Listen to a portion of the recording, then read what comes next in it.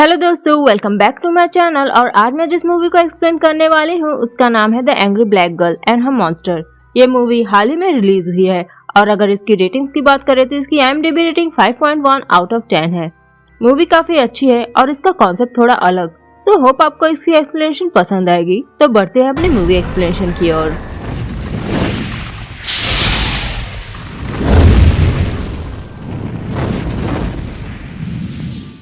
तो मूवी के स्टार्टिंग में हम एक लड़के को डेड जमीन पर पड़ा हुआ देखते हैं जिसका नाम क्रिस होता है। और फिर हम क्रिस की बहन विकेरिया को उसके भाई की लाश कहीं घसीट कर ले जाते हुए देखते हैं। और फिर विकेरिया तब अपनी स्टोरी सुनाने लगती है कि किस तरह से उसकी माँ एक दंगे के दौरान एक बुलेट से मारी गई जब वो सिर्फ 8 साल की थी, और उसका बड़ा भाई क्रिस गैंग वॉर में मारा गया कैंगो के आदमियों के हाथों, जो कि एक ड्रग सप्लायर होता है। और क्रिस के मरने के बाद विकेरिया के फादर डोनाल्ड, जो कि एक ड्रग एडिक्ट होते हैं, उन्होंने ड्रग्स को हमेशा के लिए छोड़ दिया। विकेरिया के हिसाब से डेथ एक डिजीज है जो स्प्रेड होती है और उस डिजीज ने उसकी पूरी फैमिली को मिटा दिया। और विकेरिया के हिसाब से अगर डेथ एक डिजीज है तो उसका इलाज भी होगा और विकेरिया उस इलाज को ढूंढ कर ही रहेगी, ऐसा उसका मानना है। और शायद इसलिए वो अपने भाई को घसीट कर ले जाती है ताकि वो उसको जिंदा कर सके। विकेरिया एक ब्रिलियंट स्टूडेंट होती है और वो अकेली एक ब्लैक लड़की है जो व्हाइट लोगों के साथ में पढ़ाई करती है। क्रिस अपने पीछे अपनी प्रेग्नेंट गर्लफ्रेंड और अपने 2 बच्चे छोड़ गया था जिनका रिलेशन विकेरिया के साथ में काफी अच्छा होता है। विकेरिया रोज रोज एक सुनसान से जगह पर जाया करती थी जहाँ पर एक गराज जैसा कमरा होता है और ऐसा लगता है कि जैसे वो विकेरिया का एक्सपेरिमेंट रूम हो। और विकेरिया को रोज वहाँ जाते हुए एक छोटा सा बच्चा देख लेता है और वो विकेरिया को उस कमरे को खोल कर दिखाने के लिए बोलता है क्योंकि उसमें से एक भयानक बदबू आ रही होती है। तब विकेरिया उस बच्चे से कहती है कि अंदर उसने ढेर सारे बॉडीज रखे हुए हैं जिसे वो जिंदा करेगी। तब वो बच्चा विकेरिया के बातों को बकवास समझकर वहाँ से चला जाता है क्योंकि उसके हिसाब से मरे हुए कभी जिंदा नहीं होते।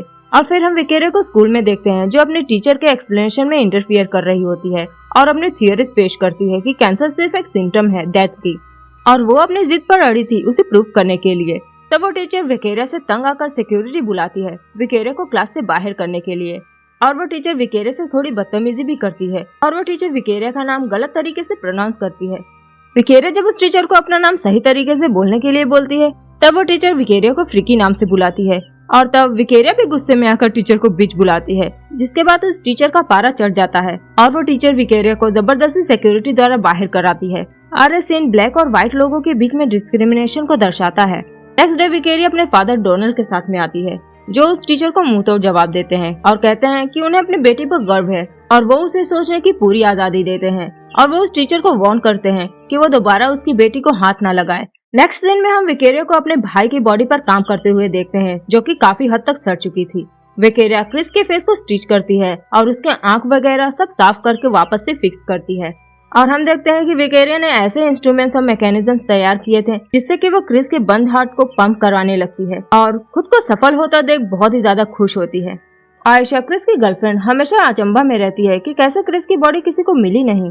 तब विकेरिया को तो इसके बारे में सब कुछ पता था लेकिन वो कुछ भी रिएक्ट नहीं करती। रात में विकेरिया के घर के बाहर फिर से वायलेंस होने लगती है और मुठभेड़ में उसी बच्चे को गोली लग गई थी जो विकेरिया से पहले मिला था। उस बच्चे को बचाने के लिए उसे इलेक्ट्रिक शॉक दिया जाता है और विकेरिया ये सब कुछ देख रही होती है लेकिन काफी कोशिशों के बाद भी उस बच्चे की जान नहीं बचाई जा सकी। वापस से घर आने के बाद विकेरिया उस थियरी को क्रिस को जिंदा करने में लगाती है जहाँ पर वो क्रिस की बॉडी में हाई वोल्टेज इलेक्ट्रिसिटी पास करती है जिससे कि क्रिस सचमुच में जिंदा हो जाता है।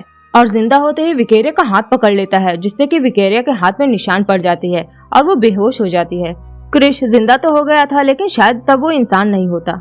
विकेरिया जब होश में आती है तब वो क्रिस को उसके मारने वाले के पास में लेकर जाती जिन्होंने क्रिस को मारा था ताकि वो उनसे बदला ले सके, और वो कैंगो का आदमी होता है।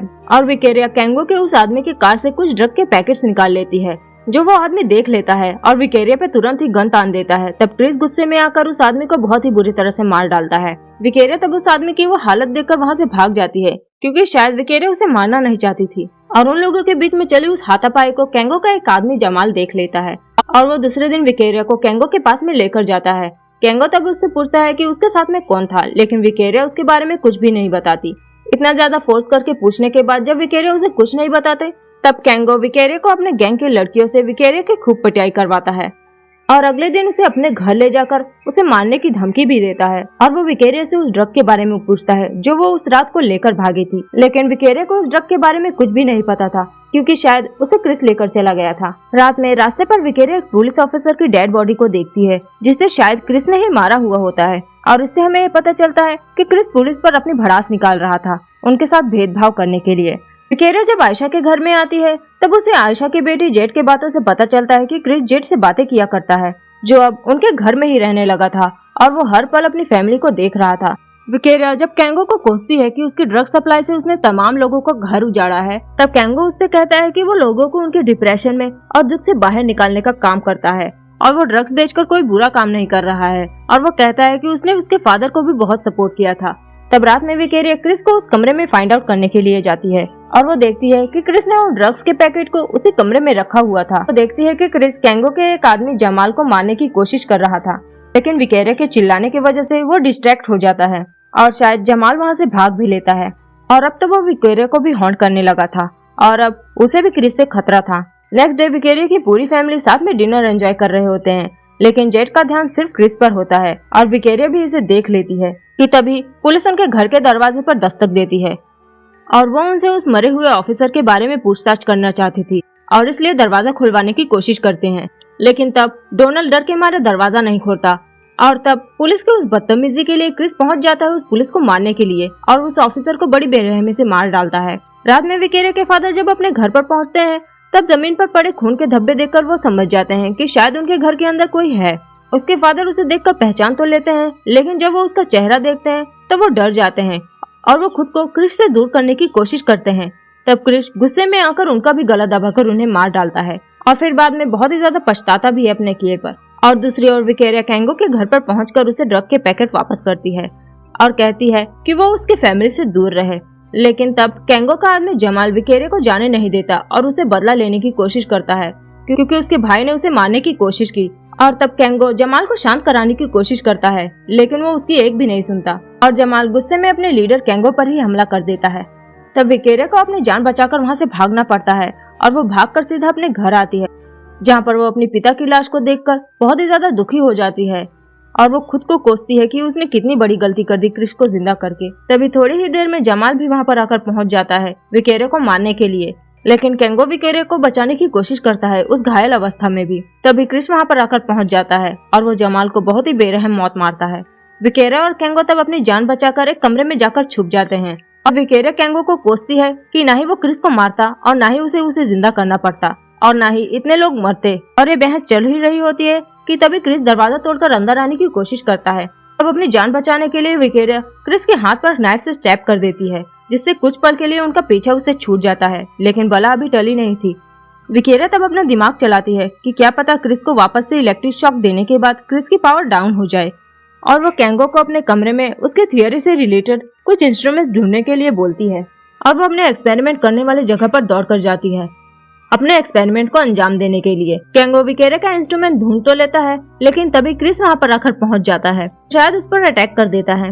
विकेरिया जब उस एक्सपेरिमेंट वाले कमरे में पहुँचती है तब वो जेड को वहाँ पर पाती है और वो जेड के चेहरे पर कुछ खून के धब्बे देखती है। तब जेड विकेरिया से कहती है कि क्रिस ने उसे ये जगह दिखाई थी और वो वहीं पर आ रहा है।